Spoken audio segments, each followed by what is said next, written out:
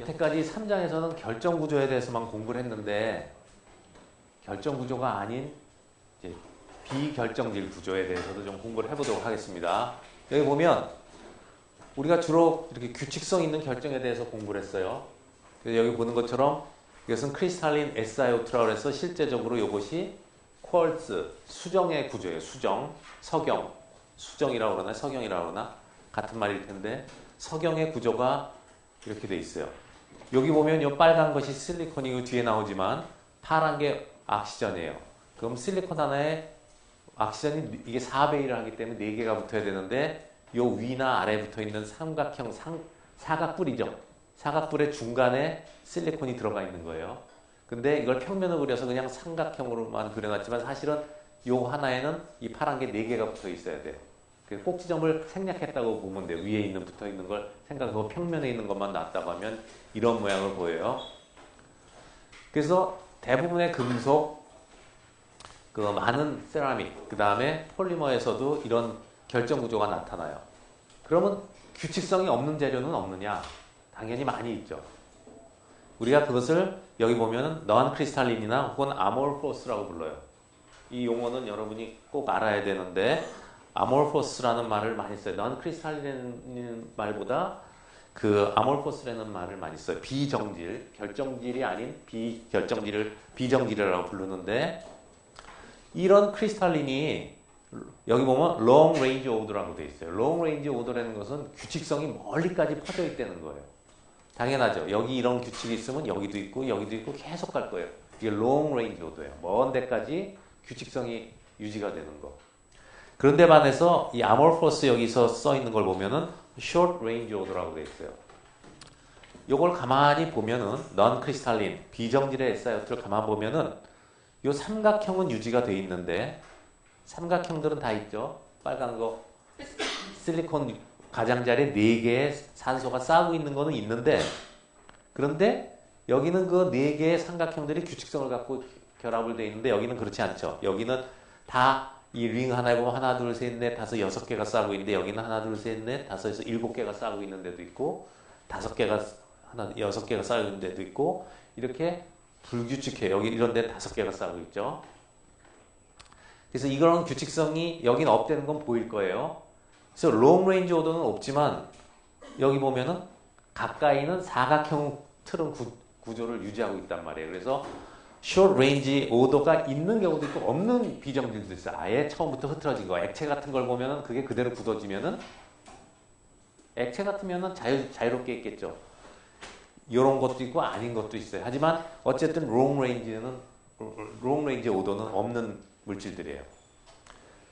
여러분한테 한번 지금 많이 공부를 했을 테니까 결정 구조를 많이 공부했어요. 레티스를 봤는데 이것이 사각뿔이지만 그냥 이렇게 삼각형 이런 게 가상의 물질이 있다고 합시다. 이런 게. 그럼 규칙성이 있죠.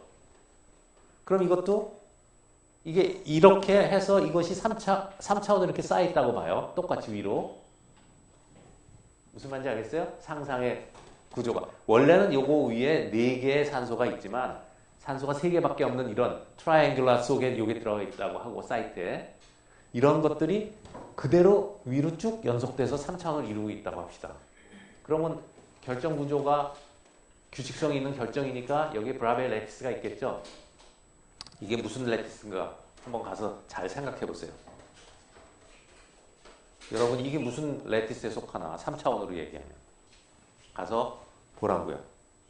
자, 여러분이 여태까지 배운 거를 몇 시간에 걸쳐서 레티스도 설명하고 했는데 그거를 잘 이해하면은 이게 무슨 레티스인지 여러분이 찾아낼 수가 있어요. 이걸 못 찾아낸 사람은 이해를 못하고 있는 거예요. 아직도. 이게 좋은 이해가 될 수 있으니까 이게 브라베이 레티스에 어디에 속하는지 가서 한번 찾아보세요. 자, 이렇게 이것은 지금 크로스팩트 플레인을 보여주고 있는데 원자들이 아주 덴스하게 패킹을 하고 있죠. 그 다음에 이것은 같은 원자인데 이제 구별하기 위해서 파란색으로 했지만 똑같은 원자라고 합시다. 근데 어떤 원자가 이렇게도 치밀하게 결합을 할 수도 있고 예를 들어서 어떤 건 이렇게 듬성듬성 그 결합을 할 수 있어요. 이런 것은 지금 그 non crystalline 혹은 amorphous죠. 규칙성이 없죠. 여기는 규칙성이 있어요. 그리고 치밀해요. 자, 치밀하다고 하면 우리가 포텐셜 에너지 커브에서 요 하나의 원자를 뜯어내는데 필요한 에너지를 계산하려면 여기 주변에 6개가 이런 데서 가장 깊은 에너지에서 갖고 있겠죠. 근데 요거를 뜯어낸다고 할 때 이런 구조에서는 좀 성기니까 여기서 뜯어낼 건 3개밖에 없죠. 결과적으로 요걸 뜯어내는 에너지하고 요걸 뜯어내는 에너지를 비교하면 일반적으로 얘기했을 때 여기 뜯어내는 게 여기보다 쉬운 거예요. 그 얘기는 좀 에너지가 낮다는 얘기죠. 그죠? 그럼 둘 중에 어떤 게 안정한가요? 어떤 구조가 안정해요? 가장 안정한 구조를 가지려고 하죠? 이게 안정하겠죠? 에너지가 더 낮죠. 이게 마이너스이기 때문에, 음수이기 때문에 음수가 클수록 마이너스예요. 그런데 그러면 모든 재료는 이런 구조를 가지려고 할 거 아니에요. 왜 BCC를 갖고 BCC의 코디네이션 넘버가 뭐죠? BCC의 코디네이션 넘버 8이죠. FCC는 이건 10이에요. 이런 식으로 3차원이 돼 있으면. 그러면 바디 센터드 큐빅이라는 구조를 가질 이유가 없어요. 특히 심플 큐빅 가질 필요가 없어요. 왜? 옆에 많이 있을수록 안정하잖아요. 지금 봤죠? 에너지적으로. 그러나 BCC도 가능하고 FCC도 가능하고 뭐 HCP도 가능하고 여러 가지 구조가 다 있어요. 왜 그러느냐? 우리가 이거를 따지는 이 커브는 포텐셜 에너지 커브라고 하는데 바인딩 에너지만을 본 거예요. 여러분이 연력학을 지금 2학년 되면 이제 배우겠지만 연력학에서 그 고등학교 때도 배우더라고요. 근데 안 배운 사람이 있을 것 같아서 얘기인데 엔탈피 텀과 프리 에너지를 나타낼 때는 또 하나 뭐가 있죠? 안 배워봤어요? 엔트로피 텀이 있죠. 무질서도라는 게 있어요. 무질서도가 커질수록 프리 에너지를 낮춰주죠. 깁스 프리 에너지를. 자, 그래서 여기에서 보여주고 있는 것은 엔탈피 텀만을 본 거예요. 바인딩 에너지. 그러나 이거보다 이게 무질서하죠. 그러면 무질서한 재료는 또 무질서한 대로 무질서도에 따라서 프리 에너지를 낮출 수가 있어요. 그래서 어떤 재료가 어떤 구조를 가질까 할 때는 두 가지가 경합을 해요.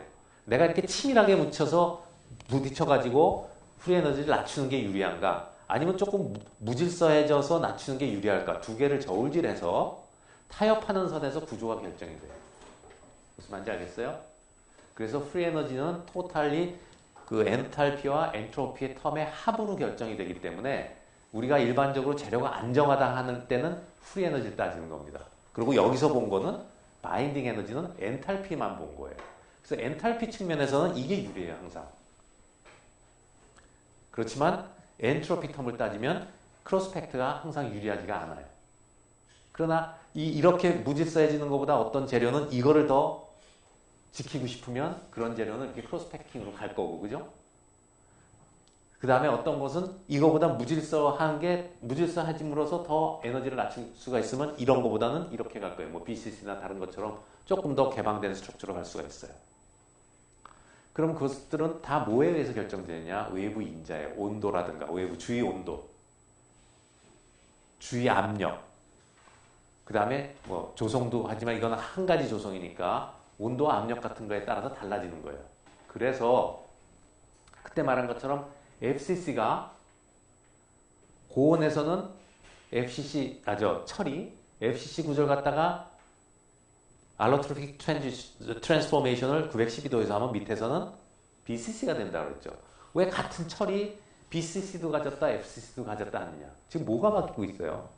외부의 인자 중에 같은 일기압팔에도 온도가 바뀌고 있죠. 그 엔탈피와 엔트로피가 다 온도의 영향을 받는 거예요. 그렇기 때문에 저 온도에서는 두 개를 견주었을 때 이게 유리했는데 온도가 달라지면 두 개를 견주었을 때 이게 유리하기 때문에 바뀌는 겁니다. 알겠어요? 여기서는 지금 이렇게 따져서 했을 때는 non-dense random packing, 이것은 dense regular packing 했을 때 바인딩 에너지가 크다고, 바인드 에너지 혹은 바인딩 에너지가 크다고 한 것은 엔탈피 측면을 본 거다 하는 거예요. 자, 여기 한번 다시 나오는데 이렇게 이제 요것이 아까 요거를 그냥 삼각형으로 표현하는 거예요. 실제로는 사각뿔 속에 가운데 실리콘이 있으면 실리콘은 외곽에 전자가 4개이기 때문에 4개를 더 끌어모으고 싶어 하죠. 그래서 4개가 와서 얘 만족하죠. 그 그 다음에 아까도 봤지만 여기 산소 하나는 두 개의 실리콘하고 이렇게 결합을 하니까 산소도 몇 개가 필요해요. 전자가 두 개가 필요하죠. 그래서 팔이 두 개가 필요하기 때문에 얘도 만족하고 산소도 만족해요. 이런 게 연결이 되어 있으면. 그죠? 무슨 말인지 알겠죠? 이것도 8배가 되고 이것도 8배가 돼요. 이 Si하고 O는요. 여러분이 알다시피 지구상에서 가장 많이 존재하는 원소 두 번째 거예요. 제 두 가지예요. 산소 다음에 실리콘 다음에 알루미늄, 철 이런 순이죠. 지구를 우리가 살고 있는 세상을 구성하는 원소 중에. 이게 제일 많은 원소예요. 즉 지구의 토양이 대개 이 규산형 광물로 돼 있어요. SiO 이런 거에 광물로 돼 있다는 거예요. 뭐 유리도 그렇지만.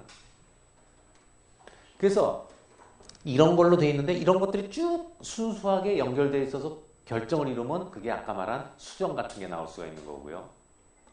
근데 이것이 대부분의 경우에는 그렇게 쭉 결정으로 자라지 못하고 이렇게 막 좀 이상하죠. 아몰포스로 존재해요. 지구상에. 이제 유리가 이런 건데. 그런데 여기 보면은요. 이런 산소들은 두 개 결정되어 있지만 이런 산소 non-bridging oxygen이라고 해서 산소가 막 결합이 끊어져 있고 이거를 다 따져보면은 이렇게 실리콘이 4개의 산소를 갖고 산소가 2개의 SI 원자하고 연결돼야 되는데 이런 데 보면 이런 산소는 요 놈은 4개를 갖고 있지만 요 산소들은 뭐예요? 실리콘하고 붙어있지 못하죠. 이런 것들이 많이 보이죠, 여기. 이런 걸 우리가 non-bridging oxygen이라고 해요. 브릿지, 다리를 연결하지 못한 oxygen이라고 해요. non-bridging oxygen들이 생겨나면 이게 무슨 얘기냐면 이게 음이온이기 때문에 여기 이런 양이온이 와서 차지를 뉴트럴리티를 만들어줘야 되는데 중성이 돼야 되는데 그렇지 못하다는 거예요. 산소가 여기 결합을 하는 양이온이 없기 때문에. 그러면 전체적으로 물질은 중성을 만들어줘야 되기 때문에 어떤 게 들어가냐. 지구상에 녹아있는 많은 나트륨 이온, 마그네슘 이온, 칼슘 이온, 이런 알루미늄 이온 이런 것들이 다 이런데 이온 상태로 들어가면 플러스 이온들이니까 여기에 마이너스를 충족을 시켜주죠. 그래서 대부분의 땅에서 나오는 규산형 광물, 또 특히 글래스도 규산형 광물 중에 형태가 글래스인 건데 이런 것들은 되게 이런 식이에요. 다 이런 알칼리 이온들이 섞여 있는 형태로 나와요. 지구상엔 이런 이온들도 많이 있기 때문에. 그래서 이렇게 딱 아무 이런 불순물이 하나도 없이 SiO4 요것들이 쭉 연결돼서 SI2를 만들지를 못해요. 그럴 경우가 작아요. 그렇지만 광물 중에 그런 게 나올 때도 있죠. 그래서 땅속에서 수정이 발견되는 거예요.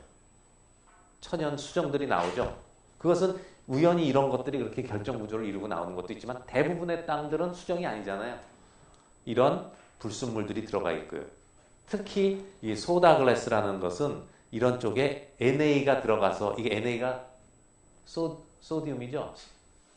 그죠? 그래서 소다라고 그러죠. 소다 글래스라고 하는 것은 이거 사실은 소디움 실리케이트라고 그러는데 이런 것들이 여러분이 보는 저 창유리가 대개 주성분이 이거예요.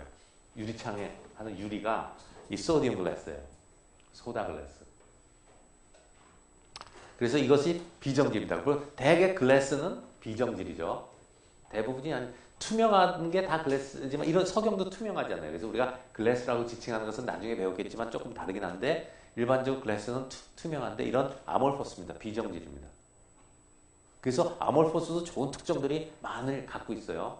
여기서 쿼츠, 아까 수정은 크리스탈이고 이것들이 규칙적으로 배열되어 있는 거고 아까 봤죠? 내가 가서 여러분한테 그 브라베이 레티스가 뭐에 속할지 보라고 했던 거 그것이 이런 것들이 쭉 그렇게 있는 건데 그걸 삼각형이라고 가정을 하고 보란 말이에요. 꼭 한번 해보세요. 그거 자기가 레티스를 이해했는가 분명히 이해했는가를 알 수가 있는 좋은 그 문제가 되니까 그거를 이해할 수 있으면 여러분이 그 여태까지 브라베이 레티스 공부한 거에 대해서는 잘 이해하고 있구나 이렇게 해석해도 좋으니까 꼭 가서 해보세요. 혼자. 자, 대부분의 결정들은요.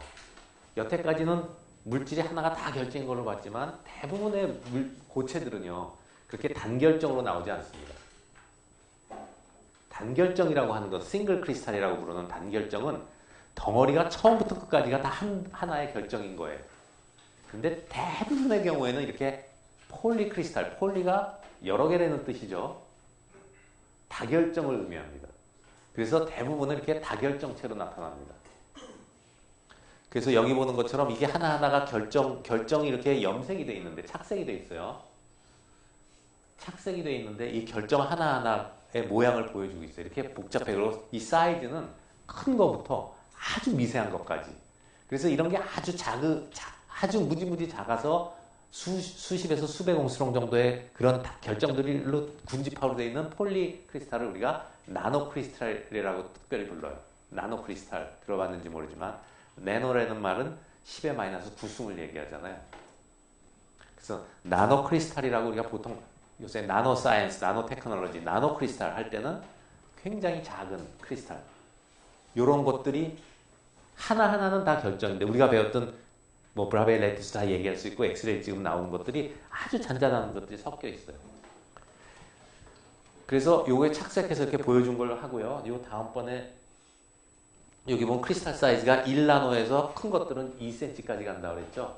작은 것부터 큰 것까지 아주 재료마다 다양하고 같은 재료라도 요 그레인의 요런 나노 크리스탈의 그 크리스탈의 사이즈를 여러분이 바꿔서 만들 수가 있어요. 공정을 어떻게 하냐, 어떻게 만드냐에 따라서 같은 재료를 갖고도 이 사이즈를 크고 작게 함으로써 성격이 완전히 성질이 틀려져요. 그런 거를 11장 가서 배우게 돼요. 여기서 좀 더 자세히 보면 아까는 뭐 이렇게 모양도 다르게 할 수 있는데 모양이 길쭉길쭉했죠. 이렇게 무슨 아까는 그 선인장 모양처럼 여기는 둥글둥글한데 요 하나가 그레인이에요. 요것이 단결정들이에요. 그리고 단결정들이 쭉 모여 있는 것을 우리가 폴리크리스탈 다결정이라고 부르고 그럼 단결정과 단결정 사이에 이렇게 경계면이 있죠. 요것을 우리가 grain boundary라고 그래요. grain boundary. 오늘 여기 써 있죠. 오늘 이제 후반기에 들어갈 그 5장의 디펙트에 나옵니다. 이건 결함입니다. 단결정이 쭉 이어되지 못하고 있기 때문에 어떻게 보면 이것도 결함이 됩니다. 그래서 이것을 grain boundary라고 불러요. 그러니까 grain이라는 뜻은 곡식의 나다를 얘기해요. 영어 단어로. 그래서 요거를 우리가 여기를 grain이라고 불러요. grain과 grain의 사이를 grain boundary라고 불러요. 알겠죠? 요 grain 하나는 단결정입니다. 싱글 크리스탈이에요. 요 단결정들이 쭉 모여가지고 전체 고체를 이루어요. 요게 왜 생기는가 이런 것도 이제 후반에 배우게 돼요. 그러면 이렇게 됐을 때는요, 여러분이 이제 조금 이따 마지막 페이지에서 보겠지만 단결정이라 그러면은 처음부터 끝까지 방향성이 있고 이쪽 방향으로 똑같이 끝까지 가니까 롱레인지 오도가 있어서 그럼 이쪽으로 쭉 가면은 여기에 원자의 간격이라든가 면밀도, 뭐 선밀도 이런 거 다 봤잖아요. 그러면 이쪽 방향, 방향에 따라 가지고 물리적 특성이 다르겠죠. 예를 들어서 원자가 가까이 있는 데를 끊어내는 거하고 원자가 듬성듬성 있는 방향에서 끊어내는 거하고는 다를 거 아니에요. 그런데 요거하고 요거 똑같은 결정입니다. 우리가 배웠던 요게 FCC면 요것도 FCC예요. 그런데 방향이 지멋대로죠. 이건 섞여 있죠. 그러면 이쪽 방향이 잘 끊어진다고 할 때 그런 방향이 여기서 계속되리라는 법이 없잖아요. 이렇게도 가고 저렇게도 가니까 결과적으로 뭐예요? 전체적으로 방향들이 랜덤하게 있기 때문에 이쪽 방향이나 이쪽 방향이나 이쪽 방향이나 이쪽 방향이나 물리적 특성의 차이가 없어집니다. 폴리크리스탈은. 무슨 말인지 알겠어요? 이해가 되죠? 하나하나는 있죠. 방향성이. 그러나 그런 방향성 있는 것들이 랜덤하게 섞여 있기 때문에 토탈 이 고체를 볼 때는 이쪽으로 잡아당기든 이쪽으로 잡아당기든 물리적 특성을 봤을 때 차이가 안 나와요. 그걸 우리가 아이소트로픽하다고 그래요. 등방성이죠. 방향에 따라서 차이가 없어요. 특성이. 이런 게 좋을 수도 있어요. 우리가 배우는 모든 재료는 결함이라고 하면 안 돼요. 내가 원하지 않아서 생겼을 때는 결함이지만 내가 컨트롤해서 일부러 넣어서 특성을 바꿔줄 때는 결함이 아니죠. 예를 들어서 단결정이 꼭 좋은 거냐? 단결정이 이렇지만 어떤 쪽으로 잘 끊어진다. 근데 이렇게 했을 때는 평균적으로 이쪽 방향이나 이쪽 방향이나 아무 방향으로 써도 똑같은 특성을 나타내니까 이게 더 좋을 수도 있어요. 균일하기 때문에. 오히려 공정을 할 때는 균일하게 나오는 게 더 좋을 수가 있어요. 사용자가 이렇게 쓰냐 저렇게 쓰냐에 따라서 잘 깨지고 안 깨지고 하는 것보다는 똑같은 기준을 들 수가 있잖아요. 이것은 얼마에서 깨진다. 방향에 상관없이. 그죠? 무슨 말인지 알겠죠? 이 등방성이 있습니다. 그래서 애나이소트로피라는 말은 결정에서 나오는 거예요. 아이소트로피의 반대말이에요. N-아이소트로피는 비등방성이에요. 방향에 따라서 달라진다는 얘기를 하고 있고요. 요거의 반대말이 아이소트로피예요. 등방성. 그래서 여기 예를 보면은 이제 마지막 페이지가 되겠죠. 어떤 결정이 쭉 이런 게 이어져 있다고 하면은 이 BCC 같은 경우에는 바디 다이아고널 방향이 크로스펙트 디렉션이에요. 그죠? 가장 치밀한 디렉션이죠. 여기하고 100 방향은 이것 때문에 두 개 사이에 간격이 있어요. 그러면 이쪽으로 잡아당겨서 이걸 뭐라고 불렀냐면 레스트 컨스탄트라고 했죠. 탄성 개수인데 이쪽으로 탄성 개수하고 이쪽으로 탄성 개수가 달라요. 왜? 원자의 결합이 단위 길이당 다르니까. 이쪽이 훨씬 크죠. 그럼 이 재료를 같이 썼을 때 이쪽 방향으로 쓰면 좋은데 만약에 이쪽 방향으로 쓴다면 오히려 만약에 이런 것들이 다결정으로 있다면 이 중간값 정도가 나오겠죠. 그거보다 못하잖아요. 그죠? 방향의 균일성이 없어요. 그렇다고 이게 나쁘냐? 나쁜 건 아니에요. 또 이걸 잘 쓰면 되죠. 이쪽 방향으로. 알고 쓰면 되는 거예요. 그럼 컨트롤할 수 있으면. 자, 그럼 폴리크리스탈은 항상 등방성이냐 하는 얘기가 나오는데 이렇게 이게 이제 하나의 그레인들이에요. 그레인이. 이게 다 그레인 바운더리죠. 까맣게 보이는 게. 저건 등방성인데 밑에를 보면은 텍스처드라는 말이 나오죠. 여러분이 이 책을 통해서 배워야 될 것 중에 많은 것들이 또 용어예요. 처음 보는 용어들. 이 조직이라는 말을 하는데 조직. 우리가 어떤 거에 조직이 있다고 그러죠. 현미경으로 보면 무슨 조직이 보인다고 그래요.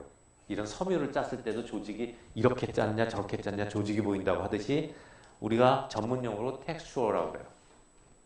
텍스처가 있냐 없냐.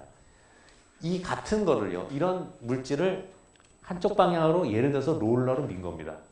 포항제철에서 후판 이렇게 나오는 거를 롤링을 해가지고 점점 얇은 철판으로 만들면 한쪽 방향으로 계속 밀어내야지 얇아지죠. 아니면 철사를 굵은 거를 점점 가늘게 하려고 뽑으면 한쪽 방향으로 늘어나죠. 이게 이제 한쪽 방향으로 늘어난 게 보이나요? 그레인들이 한쪽으로 이렇게 늘어난 게 보이죠. 자, 이랬을 때는 등방성이 깨집니다. 이쪽 방향과 이쪽 방향의 차이가 나타나요. 물리적 특성이. 그렇겠죠. 이쪽 방향과 이쪽 방향으로 물리적 특성의 차이가 생겨요. 자, 이렇게 한 거를 여기서 보면은 아이소트로픽한 거였는데 더 커졌다는 거를 이제 쓰고 있는데, 예, 랜덤리 아이소트로픽하고 이것은 N-아이소트로피가 생긴다. 그래서 가공에 의해서 N-아이소트로피를 만들어낼 수도 있어요. 이런 걸 다 이해하면 되는 거예요. 이해해서 쓰면 되는 거니까 우리가. 원리를 이해한다면 응용을 해야 되니까. 자, 이것이 지금 우리가 3장에서 다뤘던 얘기들입니다.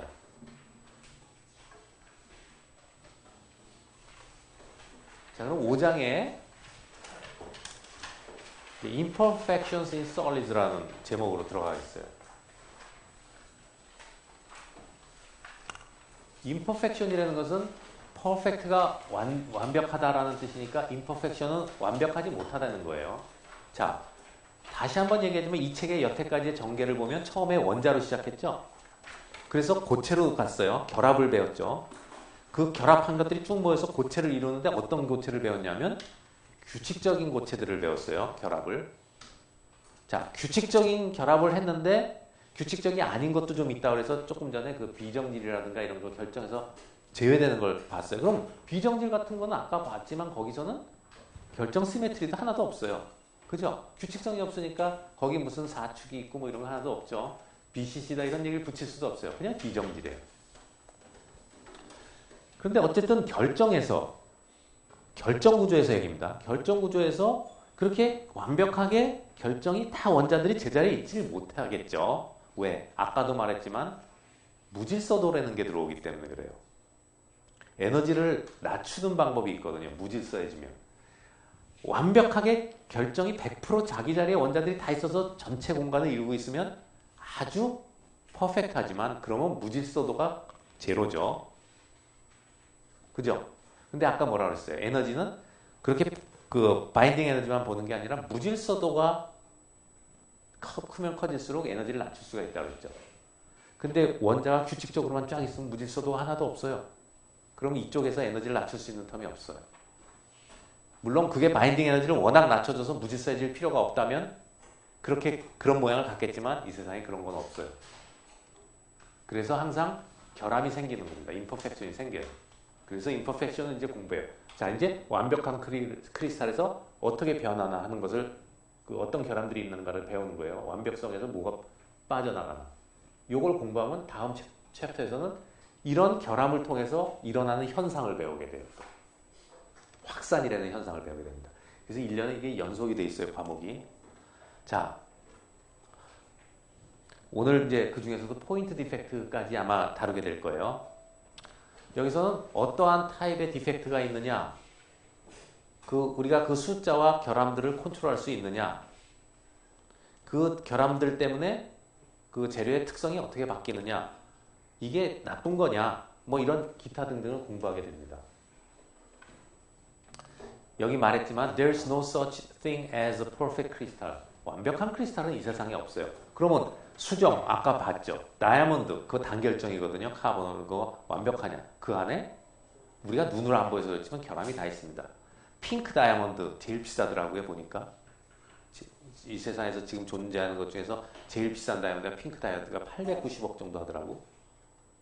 요번에 발견된 원석으로는 200 캐럿 정도 되는데 그걸 가공하고 나니까 100 몇 캐럿이 나왔대요. 그건 화이트 다이아몬드. 그거는 요번에 예상 가격이 경매에서 한 490억? 근데 그러면 그게 완벽해서 투명하느냐? 아니에요. 그 안에도 결함들이 있어요. 그리고 핑크 다이아몬드는 뭐고 옐로우 다이아몬드는 뭐냐? 다 결함 때문에 컬러가 생긴 거예요. 근데 결함이 생겨서 핑크 다이아몬드가 더 비싸잖아요. 그걸 결함이라고 부르겠어요, 여러분은? 난 그런 결함이 있으면 갖고 싶네, 그죠? 값이 더 비싼데. 퍼펙트한 건 없다고요. 그 다음에 what are these imperfections이 뭐냐, 뭐 왜 important하냐, 이게 중요한 거죠. Many of the important properties of the materials are due to the presence of imperfections. 이런 불완전한 것 때문에 특성이 나오는 게 이 세상의 거의 대부분이에요. 아까도 말했지만 색깔이 왜 나느냐, 결함 때문에 색깔이 나는 거예요. 왜 새가 늘어나느냐, 결함 때문에 늘어나는 거예요. 늘어나지 않으면 가공을 못해요. 자동차 모양을 만들기 위해서는 어때요? 푹 찍어서 이렇게 뚜껑 모양 만들어내야 되죠. 예? 캐스팅이 아니지만 포징하고 뭐 이렇게 해서 포징하고 해서 모양을 만들어내요. 나에다 찍어가지고. 근데 쇠가 늘어나질 않으면 찍으면 어떻게 돼요? 깨져버리겠죠. 다 그런 것들이 유용한 특성들이에요. 자, 이제 어떤 결함들이 있는가를 구체적으로 한번 봅시다. 여기 보면은 이 오른쪽을 보면 네 가지의 큰 구별이 있어요. 제로 포인트, 제로 디멘전, 0차원이죠. 0차원이면 점을 얘기해요. 포인트 디펙트. 1차원 선, 2차원 면, 3차원 벌크, 부피 결함이에요. 그럼 1차원에는 어떤 게 있느냐? vacancy atoms. vacancy라는 것은 비어있다는 건데 결국 원자가 있어야 할 자리에 원자가 없는 자리를 말해요. interstitial atom. interstitial site라는 걸 여러 번 얘기했죠. 테트라이드랄 사이트, 옥타이드랄 사이트, 이런 게 interstitial site예요. 원자와 원자 사이의 틈을 얘기해요. 그런데 원자가 들어가 있어요. 틈에 들어가 있는 건 아니에요. 원래는 원자가 들어갈 자리에 있어야 되는데 거기 틈들이 있었죠. 그런데 들어갈 수 있어요. substitutional atoms. substitutional. 이거 뭐죠? substitution은? 뭐 축구 좋아하니까 알죠. 축구할 때 substitution하고 멤버 교체죠. 있어야 할 원자 자리에 다른 원자가 가 있는 거예요. A라는 원자가 있어야 될 자리를 원자 자리를 딴 원자가 가 있는 거죠. 요 두 개가 이제 요거는요. 인터스텔 원자라는 것은 자기가 빠져서 자기가 갈 수 있어요. A라는 원자가 A 자리에 있지 않고 A가 만든 틈에 갈 수도 있죠. 자기 같은 종류의 원자가. 근데 서브스티튜셔널 원자는 자기 종류가 되나요, 안 되나요? 자기가 있어야 될 자리인데 자기가 딴 자리에서 와도 모르잖아요, 우리는. 같은 원자가 있으면. 이것은 반드시 다른 이종의 원자가 섞였을 때 가능한 거지. 그죠? 무슨 말인지 알겠죠? 좀 이따 다시 보겠죠. 근데 요거가 외부 원자가 들어왔을 때, 외부 원자가 섞였을 때 이 두 가지를 우리가 공부를 많이 하게 됩니다. 이 두 가지 중요해져요. 외부 원자가 들어와서 섞여 있는 걸 우리가 고용체라고 그래요. 고체가 섞여 있다 하는 거예요. 용해되어 있다. 용액이라는 거 있죠. 용액이라는 것은 두 개의 액체가 섞인 거죠. 근데 고체 두 개가 섞이면 뭐예요? 고용액이 아니라 액체가 아니니까 고용체예요. 그래서 요 고용체를 공부하게 됩니다. 이 두 가지. 그 다음에 이런 것도 포인트 디펙트예요. extra or 이거 OR인데 extra or missing electron이에요. extra라는 것은 전자가 추가로 있는 거, missing은 전자가 빠져나간 거. 이것이 전자재료에 이제 여러분이 12장에서 공부할 때 아주 중요한데 요것도 일렉트론이 없지만 결함이에요. 일렉트론 하나가 있고 더 있어도 결함이 돼요. 그 다음에 1차 결함에는 이거 하나입니다. dislocation. dislocation이라는 것은 자기 자리를 이탈한 거니까 dislocate 사전 타자면 어깨뼈 빠진 거 탈골 같은 게 dislocation에 돼 있어요. location을 벗어난 거예요. dislocation. 이게 굉장히 또 중요해요. dislocation 때문에 금속에서 변형이 일어납니다. 쇠가 아까 깨지지 않고 늘어나고 하는 것은 다 모양이 바뀌는 것은 dislocation 때문에 그래요. 여러분은 구조재를 하는 사람은 귀에 정말 시리도록 박히도록 3, 4학년 때 dislocation에 대해서 공부를 하게 될 겁니다. 그만큼 중요한 결함이에요. 그 다음에 2D 면 결함에서는 여기 보면 grain boundary 조금 전에 봤죠? grain boundary가 면 결함이에요. 결정이 완벽하지 않고 결정과 결정 사이에 바운더리가 생기는데 그 다음에 표면 결함이라고 그랬죠. 표면. 왜? 표면에 있는 원자들을 보면은 내부의 원자는 아래 위로 다 좌우로 다 결합하고 있지만 표면의 원자는 위로 떨어져 있잖아요. 결함이에요 이거. 결함이 있다는 얘기는 뭐냐? 엔탈피적으로 볼 때 에너지가 높다는 얘기예요. 결함이 있다 하는 것은 결함이 없는 거에 비해서 에너지가 높아진 상태라고 보면 돼요. 그 다음에 블록 월. 이것은 이제 자성 재료에서도 이 그레인 바운더리 같은 게 나타납니다. 자성도.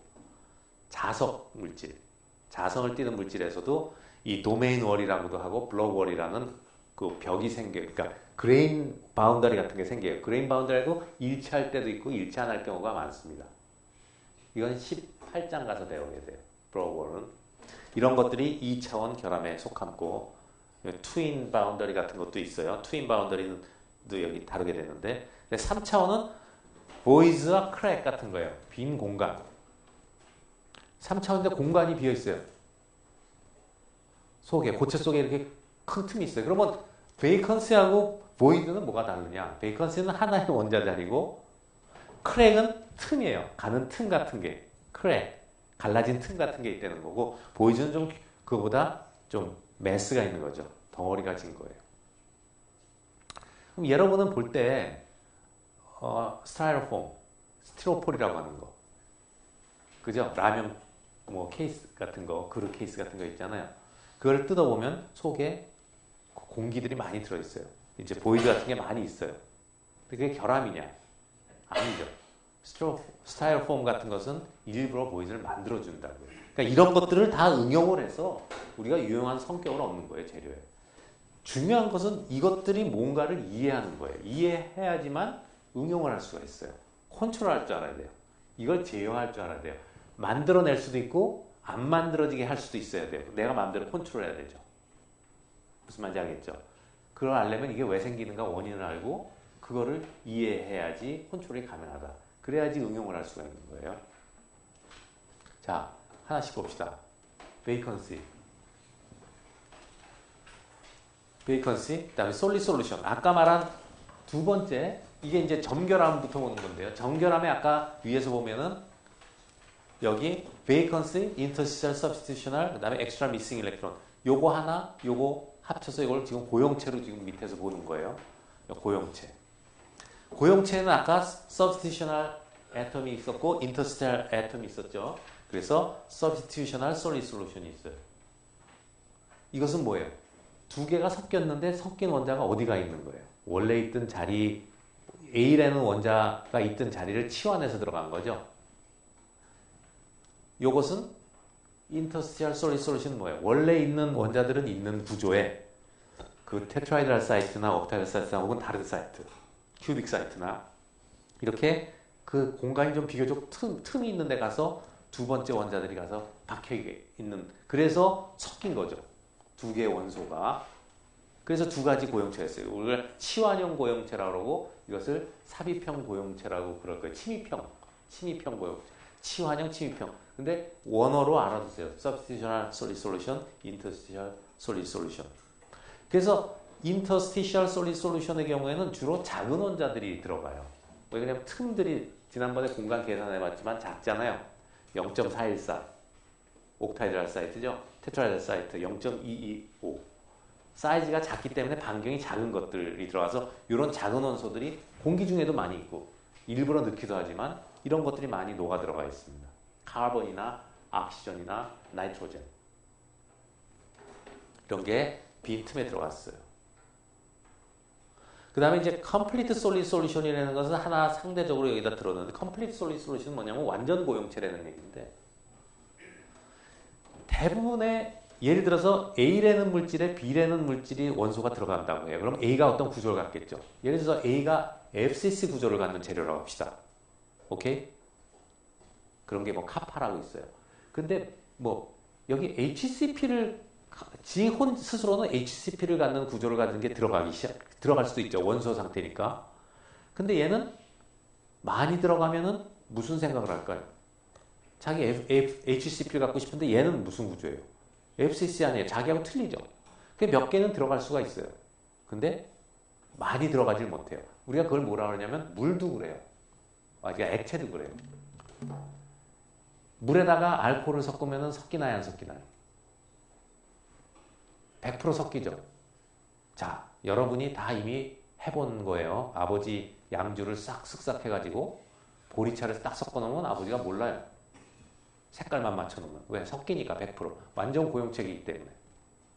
근데 누가 미련하게 거기다가 아버지 양주를 딱 훔쳐먹고는 거기다가 뭐 기름을 갖다 부어놓은 사람 없죠. 색깔 맞춘 기름을. 왜 안 하죠? 서로 섞이지 않잖아요. 고체도 마찬가지예요.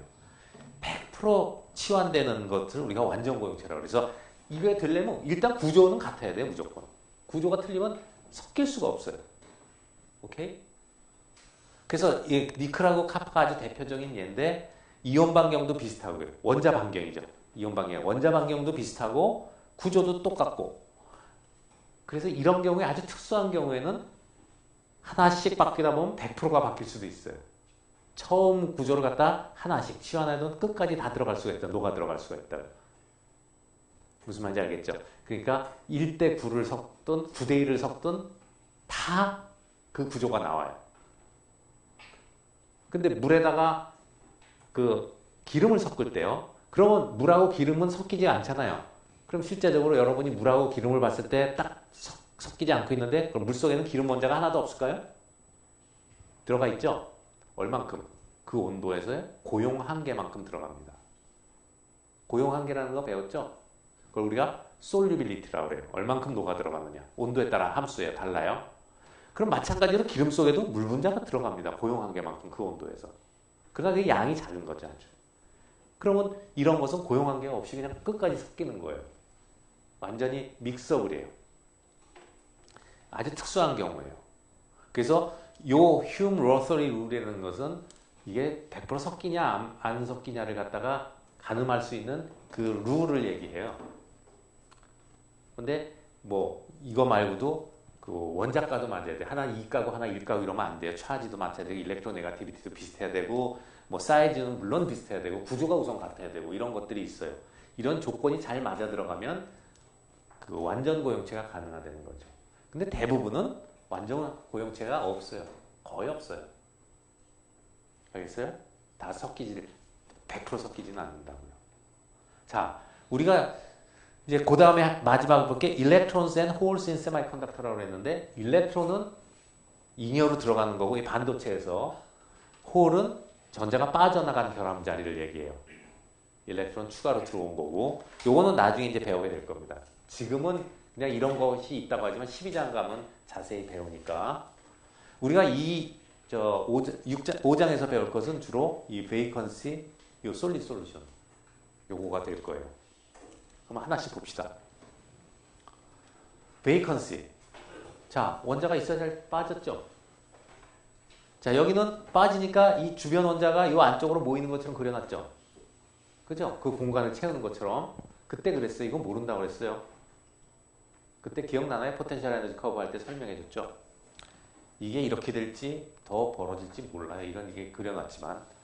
자, 셀프 인터스티셜. 이건 가능하다고 그랬죠. 자기 원자가 자기 자리에 그 틈에 들어가는 거예요. 여기서 빠진 원자가 밖으로 나갈 수도 있지만 빠진 원자가 이런 틈을 비집고 들어가서 있는 거죠. 이걸 우리가 뭐라고 부르냐? 인터스티셜 사이트로 들어갔기 때문에 이 틈이 인터스티셜 사이트죠. 빈 틈. 공간을 써요. 침입형. 고용체가, 이건 셀프니까 고용체는 아니죠. 그러면 재료에는 여기서 이렇게 빠지는 게 이런 자리에 가서 박혀있고 막 이런 게 막 어떤 온도에서 이렇게 있을 거예요. 아마.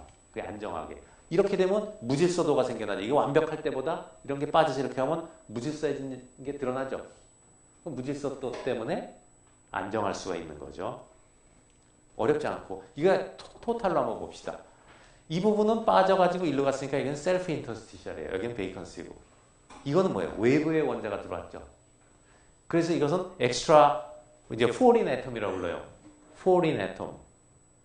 이방인이죠. 이방 원자죠. foreign atom이라고 부르는데 여기 보면 interstitial impurity atom 혹은 interstitial foreign atom이라고 부르고요. 요건 뭐예요? 원자가 원래 있는 자리에 가서 했으니까 이건 substitutional foreign atom 혹은 substitutional impurity atom이라고 부르는 거 당연하겠죠? 네. 여기 어렵지 않아요. 자, 요 디펙트를 가기 전에 여기서 솔리 솔루션 이런 게 이제 섞여 들어가면 솔리 솔루션이 되는 건데 이런 거예요. 요걸 생각하지 말고 substitutional 솔리 솔루션이라고 봅시다. 아까 카파하고 니클은 substitutional 솔리 솔루션, complete substitutional. 그러니까 카파 자리에 니클이 들어가고 니클 자리에 카파가 들어갈 수 있는 거예요. 자, 요걸 없다 그러고 substitution만 보면 그럼 원자들이 들어왔을 때 어떤 걸 생각하면 되냐 하면요. 왜 이 원자고 이 원자고 섞일 수가 있고 섞이지 않느냐. 여러분 이제 연력학에서 배우게 되는 이제 액티비티 차이가 많이 나느냐 적게 나느냐인데 이게 이런 거예요. 잘 들어보세요. 이 고체가 섞이는 거하고 소위 말하는 사회 연력학이라는 게 있어요. 사회적 연력학. 연력학을 배우면 참 재밌어요. 우리가 그러니까 뭐 금속 연력학이나 고체 연력학을 배우지만 연력학을 사회생활하고 비교해서 보면 굉장히 유사성이 많아요. 사회 연력학이라는 게 뭐냐면 고용체도 그래요. 완전 고용체 되는 건 뭡니까? 니클하고 카파가 구조도 비슷하고 워낙 비슷하니까 서로 섞여도 거부감이 없다는 거 아니에요. 자, 똑같은 거예요. 우리나라 사람이 처음에 초기에 미국에 이민을 가면 어떨까요? 살기 어렵잖아요. 근데 캐나다 사람이 미국을 가면 어떨까요? 얼굴도 하얗고 영어도 쓰고 섞이기 좋죠. 미국 사람하고 캐나다 사람을 여기다 대면 완전 고용체가 가능한데. 그죠? 그런데 한국 사람이 가면은, 미국에 처음에 가면은 하나가 들어갔어요. LA에 처음 미국에 이민 가는 사람이 얼마나 힘들게 살아겠어요. 딴 동네 가서. 액티비티가 틀려서 그래요. 특성이 완전히 틀리다고요. 우린 김치를 먹어야 돼요. 김치 먹고 싶은데 옆집에서 냄새 난다고 해서 김치 못 먹어요. 자, 한 사람이 더 와요. 한 사람이 더 생겼어요. 조금 힘이 생겼죠. 그렇게 LA의 한인타운이 커갑니다. 잘 이거하고 비교해보세요. 어떤 고체도 똑같이 이루어지는 거예요. 지금 일반적인 고체가 그래. 다른 원소가 들어오는. 그럼 한국 사람들이 가면은 처음에는요. 미국에서는 신정을 써요. 한국 사람들 구정 쉴 수 있나요? 못 써요. 내가 세탁소 하는데 내가 일해야 되는데 미국 법을 다 따라가야 돼요. 눈치 보면서. 집안에서는 뭐 어떻게 하시오 하면 그거 따라야 돼. 싫지만. 우리하고 풍습이 틀려도. 그런데 한국 사람이 점점 많아져서 힘이 생기면 어떻게 돼? 이제 야 우리가 꼭 이럴 거냐? 그래서 LA 한인타운이 생겨요. 그럼 이제 한국식으로 뭐 거기서 김치도 만들어 먹고 뭐 청국장도 먹고 그 다음에 우리 구정 쉽시다. 구정 쉬게 돼요. 그건 뭐냐면 고체로 말하면 자기 고유의 특성을 찾는 거죠. 마찬가지예요. 고체도. 대부분의 물질은 처음에 이게 고용이 되다 아까 말한 게 바로 자기 특성을 찾는 데부터가 고용 한계를 넘어간 거예요. 고용이 됐다는 얘기는 앞에 거에 따라가는 거예요. 그래서 우리가 엑스레이를 배웠죠. 결정구조 해석 지난 토요일에 아주 중요한 걸 했는데 엑스레이가 상을 분석하는 거잖아요. 상이라는 것은 눈이나 물리적으로 구별이 되는 겁니다. 아까 여러분은 이미 해봤다고 그랬지만 물하고 기름이 섞이면 상이 두 개예요. 액체가 하나가 아니라 두 개예요. 상이 두 개. 왜? 뚜렷이 물성이 다른 두 개가 보이죠? 나눠져요. 물리적으로.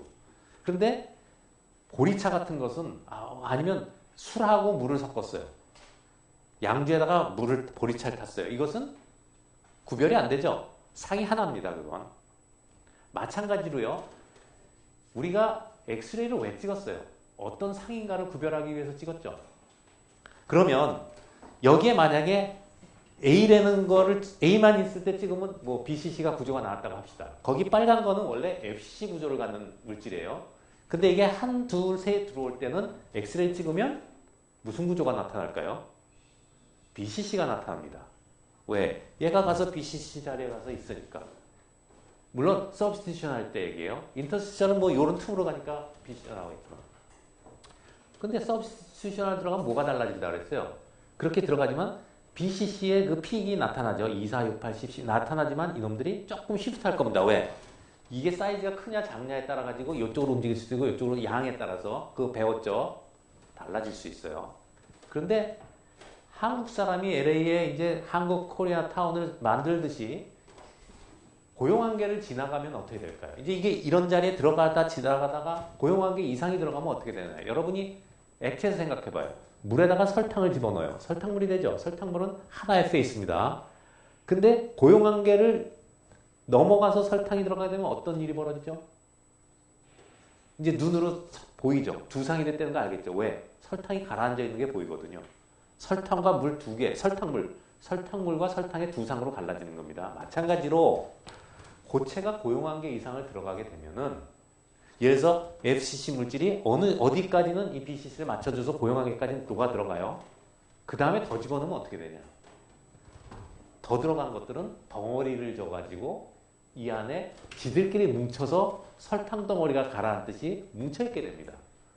그때 엑스레이를 찍으면 여기서는 BCC가 나오지만 뭉쳐있는 물질들에서는 FCC 픽이 나와서 두 개 상의 픽이 섞여서 나오게 됩니다.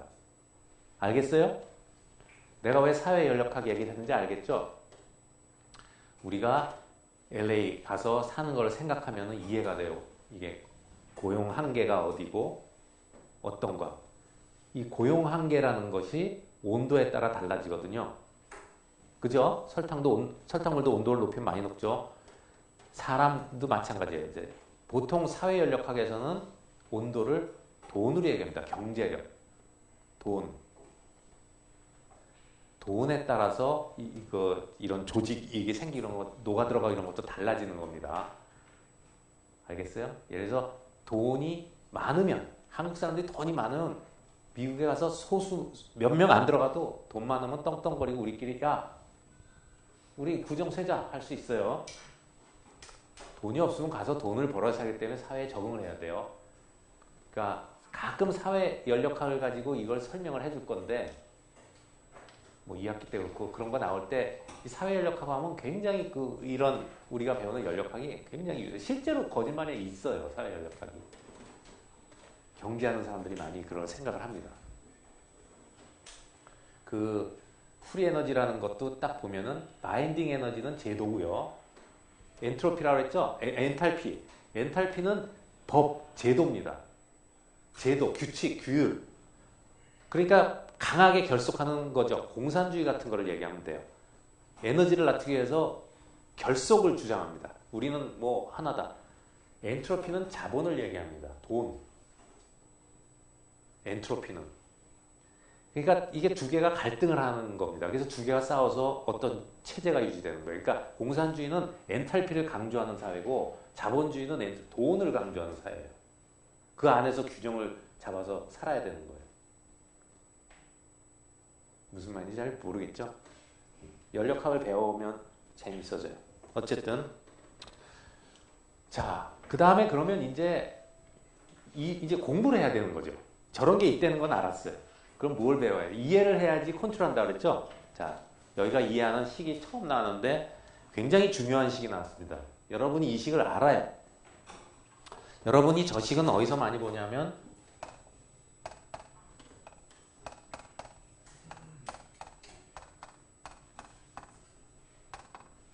혹은 어떤 경우에는 익스포넨셜 1몰에 대해서 생각할 때는 RT라고 쓰죠. 자, 이 식 봤어요? 안 봤어요? 많이 봤죠? 볼츠만 프로바빌리티입니다. 볼츠만의 확률이에요. 볼츠만의 식이에요. 이게 볼츠만 통계. 이건 뭐예요? 어떤 내가 여기 있고 다음하고의 항상 델타 2라는 것은 항상 델타는 두 번 나중 스테이트에서 처음 스테이트를 빼준 겁니다. 이완. 그러니까 이 파이널에서 이 이니셜을 빼준 거예요. 항상 이래요. 델타라는 것은 나중에서 처음을 빼줍니다. 그럼 내가 지금 여기 있는데 나중 스테이트가 저기에요. 에너지가 차이가 있죠. 어떤 온도에서 내가 있는 데서 저 다른 에너지를 뛰어 올라갈 확률입니다. 이게 볼츠만 확률이에요. 자, 이 식은 뭘 얘기하는 거냐 말이죠. 요것을 우리가 액티베이션 에너지라고 부르는데, 액티베이션 에너지.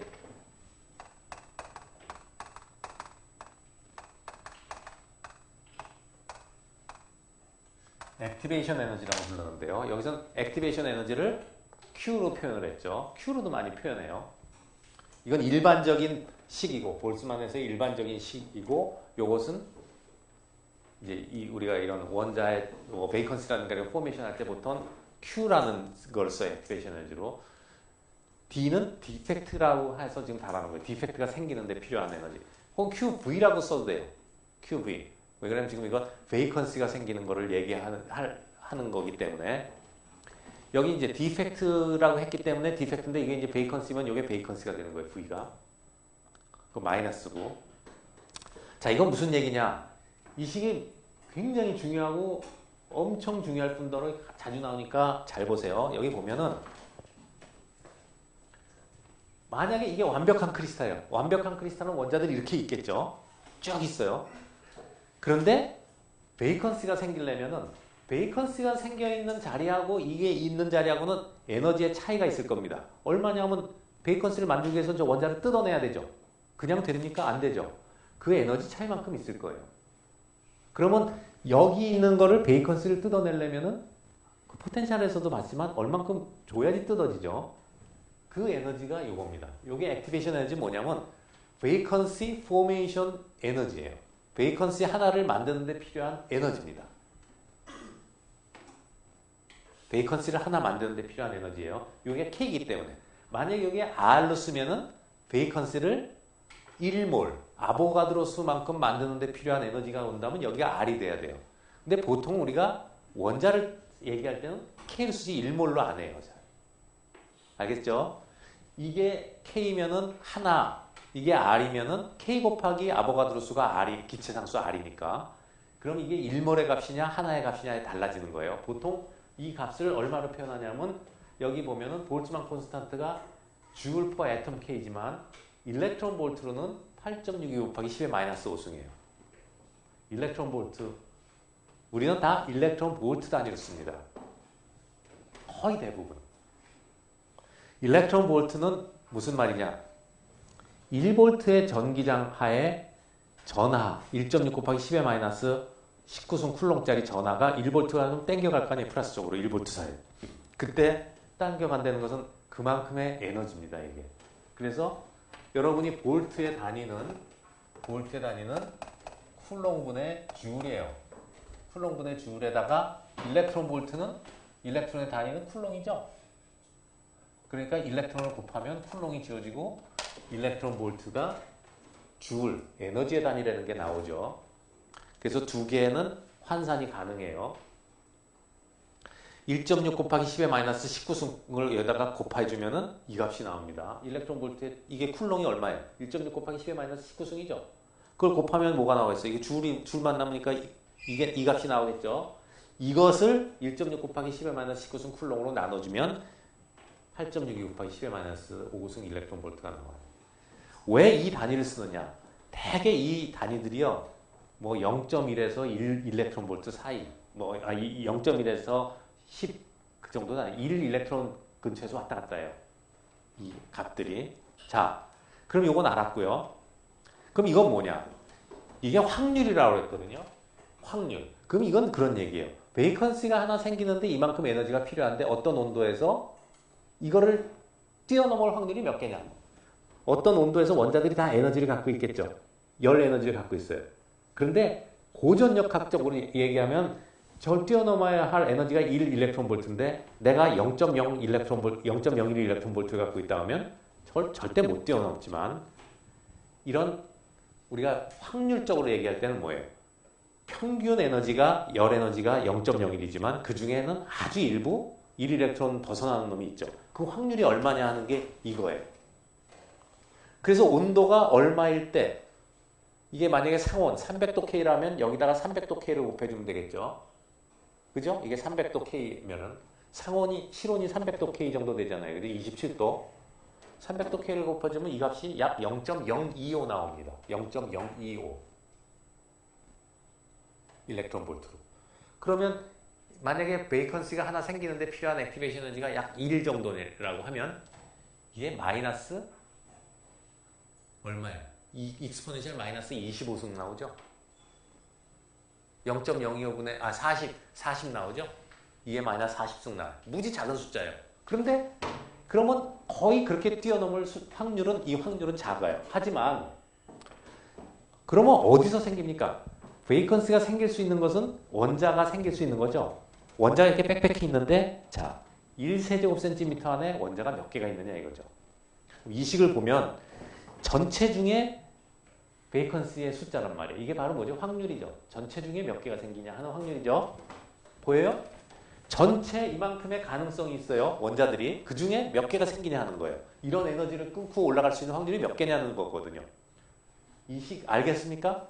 자, 이 식을 보통은 어떻게 쓰냐면 ND는 전체 개수를 이쪽으로 옮겨서 ND는 N 곱하기 익스포넨셜 이렇게 씁니다. 근데 이거를 1로 내서 N으로 나눠주면 이게 바로 확률이 되는 거죠. 자, 그럼 여기서 당연히 이게 같은 온도에서 이게 작아지면 작아질수록 끊기가 쉽다니까 이 확률은 올라가겠죠. 근데 이게 같을 때 온도를 올려주면 또 역시 이게 올라가겠죠.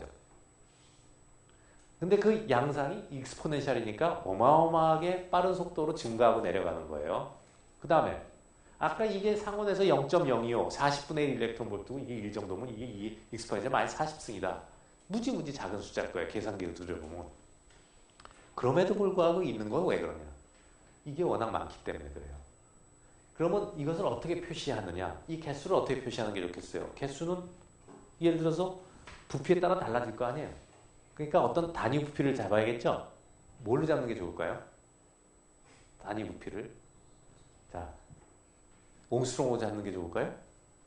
보통 SI 유니트는 미터 3승당 몇 개. 하지만 우리가 고체를 갖다 미터 3승으로 생각하기는 좀 그렇잖아요. 그죠? 우리가 보통 세제곱센티미터로 따집니다. 자, 그럼 세제곱센티미터 안에 이 원자가 몇 개 있는가를 따져야 되겠죠. 자, 여러분이 구조에서 배웠어요. FCC.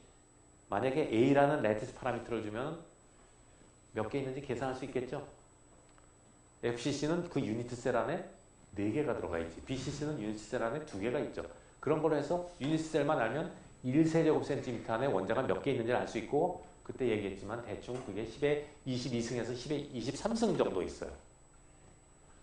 그러면 10에 22승이나 23승이라는 이게 워낙 크기 때문에 이게 거기 곱하기 2에 마이너스 40승을 해도 나온다는 거죠, 값이. 워낙 많으니까. 알겠어요?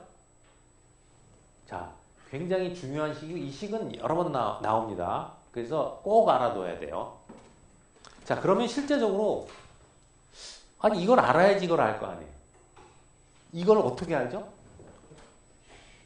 원자 하나 뜯어내는데 필요한 에너지를 이 실험적으로 이거를 로그를 씌워가지고요. 로그를 씌우면 이게 되죠. 로그를 씌우면 이 익스포넨셜 떨어지죠. 그죠? 로그를 씌워서 n분의 nd 이거를 여기 t분의 1에 대해서 그리면 로그를 씌우면 이거 없어지니까 t분의 1에서 그리면 이런 직선이 나와요. 그 직선의 기울기는 마이너스 k분의 qd가 될 거예요. 그죠? 그러면 요것은 상수, 볼츠만 컨스탄트라는 상수니까 거기서부터 이 액티베이션 기울기로부터 액티베이션 에너지를 구할 수가 있어요. 근데 말은 그런데 그럼 이걸 어떻게 구하냐? 쉽지 않죠. 쉽지 않아요. 이 베이컨시의 농도를 측정을 해야 돼요. 방법은 있어요. 스펙트로스코피라든가 여러 가지 분광학적 방법이라든가 아니면 뭐 동위원소를 쓴다든가 여러 가지 방법을 해서 이것을 알아내요. 그래서 측정을 하면 이런 것들이 나온다. 아니면 이제 이거 한 거하고 컴퓨터로 계산한 거하고 비교해 가면서 서로 이제 조절을 해 가면서 이런 값들을 찾아내요. 어쨌든 지금 n분의 nd는 익스포넨셜 함수이기 때문에 이와 같은 형상으로 가고요. 온도가 높아질수록 엄청 증가합니다. 익스포넨셜이. 알겠어요? 온도가 낮아지면은 물론 줄어들죠. 온도가 낮아지면 그만큼 평균 에너지가 떨어지니까 여기서 그걸 액티베이션 에너지는 똑같은데 그걸 뛰어넘어갈 힘이 굉장히 없어지는 거죠. 한번 이런 걸 볼까요? 여기서 한 가지 이게 왜 중요한가 하면요. 예를 들어서 나중에도 나오지만 이 베이컨시 폼 이거는 다음에 합시다고 디퓨전에 가서 하는 게 훨씬 더 정확하겠네요. 더 이해가 될 것 같아요. 어쨌든 이런 플롯을 우리가 아르헤니우스 플롯이라고 하는데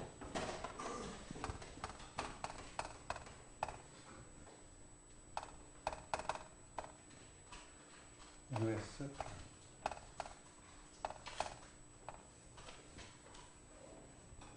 아르헤니우스 플롯 R이 더블 R일 거예요 아마. 아르헤니우스 플롯이라고 해요. 굉장히 중요한 겁니다. 키네틱 공부할 때. 키네틱이라는 반응론을 여러분이 반응을 이미 화학에서 많이 봐도 반응할 때 이 액티베이션 에너지 나오거든요. 활성화 에너지. 모든 반응의 활성화 에너지를 구할 때는 이런 플롯을 합니다. 이게 항상 1/t 로그 어떤 프로바빌리티를 로그 혹은 레이트를 1/t로 플롯을 하면 이 기울기에서 이 액티베이션 에너지가 나와요. 아주 유명한 식이고 이렇게 해서 실험으로 이런 거를 구해내는 게 비단 이런 것뿐만 아니라 이런 형태를 갖는 게 굉장히 많습니다. 익스포넨셜 함수가 왜 생겨났어요? 자연에 저런 게 많다는 거 아니에요. 자연현상 중에 인구가 감소하든가 뭐 질병에 했을 때 뭐 누가 죽어나가고 이런 거 보면 숫자가 익스포넨셜에 비례하는 게 많잖아요. 그래서 익스포넨셜 함수가 이렇게 나왔잖아요. 자연의 현상에 굉장히 많이 나오는 함수예요. 그러니까 자연에 나오는 현상을 이해하려면 이런 식이 많이 나온다고요. 그럼 이걸 알아내는 거죠. 저 액티베이션 에너지를 알아내는 게 굉장히 중요해요. 왜 그러냐면 이것은 메커니즘을 얘기해줘요. 기구를. 우리는 직접 볼 수는 없지만 베이컨시가 어떻게 생기는가 하는 거를 혹은 뭐가 어떻게 되는가를 요 에너지가 얼마인가를 보면은 여러 가지 가능성 중에서 실험을 했을 때 컴퓨터나 상상할 수 있는 여러 가지 방법을 반응은 여러 개거든요. 여러분이 산을 올라가는데도 길이 여러 군데 있잖아요. 반응론은 그런 거거든요. 산을 올라가는 방법이 여러 개가 있죠. 이런 루트로 갈 수도 있고 이렇게 갈 수도 있고 케이블카를 타러 갈 수도 있고 헬리콥터로 갈 수도 있고 별게 다 있어요. 그렇죠? 그거를 찾아낼 때 이 사람이 어떤 길을 경로를 따라서 왔는가를 알 때 필요한 게 액티베이션 에너지예요. 그 산으로 올라갈 때도 이런 경우를 할 때 액티베이션 에너지가 다 틀린 거예요. 마찬가지로 베이컨시라든가 어떤 무슨 일이 생길 때 여러 가지 가능성이 있는데 그때 이 에너지가 어떤 거냐를 알아내면 우리는 보이진 않지만 얘가 이런 식으로 뭐가 일이 일어나고 있겠구나 하는 걸 알아야 돼요. 알게 돼요. 아까 그랬죠. 그걸 이해해야지만 예방하고 응용할 수 있다고 그랬잖아요. 근데 여러 가지 방법이 있는데 그 중에서 어느 쪽으로 가는지를 모르면 못 하잖아요. 그죠? 그걸 찾아낼 때 이 방법이 굉장히 유용하기 때문에 이 식이 무지무지 유용합니다. 그래서 여기 보면은 예를 들어서 뭐 카파의 경우에 그 천도씨면은 1273도 K겠죠. 1273도 K에서 이 베이컨시가 얼마나 있겠느냐. 이건 미터 삼승으로 땄어요. SI 유니트로. 그랬더니 뭐 25승계가 있네요. 베이컨시가. 1미터당. 여기 보세요. 결과적으로 얼마가 나오냐면 이 1m 3승에는 10의 28승계의 원자가 있잖아요. 가능성이 있는 게. 그죠? 그 중에 몇 개가 있어요. 베이컨시가. 25승. 천도씨에서 1000개 원자 중에 하나씩 빠져 있어요. 확률이 작을 것 같지만 천도가 되니까 그걸 뛰어넘는 놈이 많아졌다는 거예요. 거꾸로 뭐 상온에서 해보고 싶으면 얼마였면 돼요? 300도 K 해보면 되죠? 그래도 꽤 많은 베이컨시가 있을 거예요. 그 얘기는 뭐 이게 이퀄리브리움 그 베이컨시이기 때문에 그 온도가 되면 그만큼의 베이컨시가 있는 게 가장 안정한 상태로 있는 거예요. 왜 있다고 그랬죠? 엔트로피 때문에 그만큼 생겨서 있는 거예요. 그게 가장 없는 것보다 그만큼 있는 게, 그럼 왜 이거보다 더 많지 않냐? 아까도 말했지만 무질서도 바인딩 에너지 다 따져가지고 그 온도에서는 그만큼이 있는 게 가장 안정한 거예요. 그래서 우리가 안 보이는 것 같고 확률적으로는 낮을 것 같지만 베이컨시가 상당히 많이 있습니다. 10의 마이너스 6승, 7승 정도 상온에서 그 정도의 확률로 있어요. 세제곱센티미터당. 자, 오늘은 여기까지 수업을 하고 다음 시간에 이어서 하겠습니다.